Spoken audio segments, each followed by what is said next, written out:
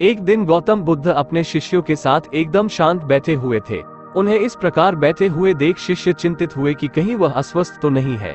एक शिष्य ने उनसे पूछा कि आज वह मौन क्यों बैठे हैं, क्या शिष्यों से कोई गलती हो गई है। इसी बीच एक अन्य शिष्य ने पूछा कि क्या वह अस्वस्थ है, पर बुद्ध मौन रहे।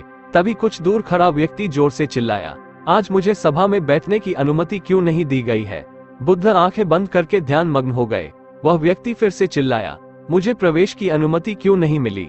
इसी बीच एक उदार शिष्य ने उसका पक्ष लेते हुए कहा कि उसे सभा में आने की अनुमति प्रदान की जाए।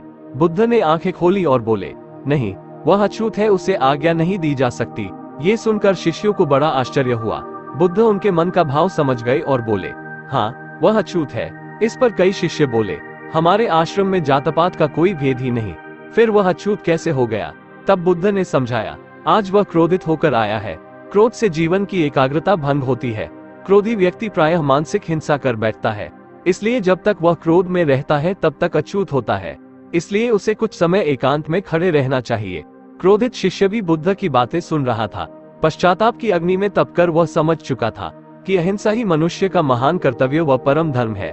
वह बुद्ध के चरणों में गिर पड़ा और कभी क्रोध न करने का प्रण लिया।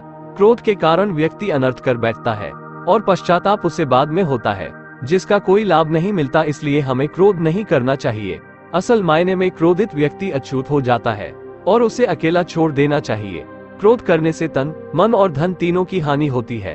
क्रोध से ज्यादा हानिकारक कोई और वस्तु नहीं है।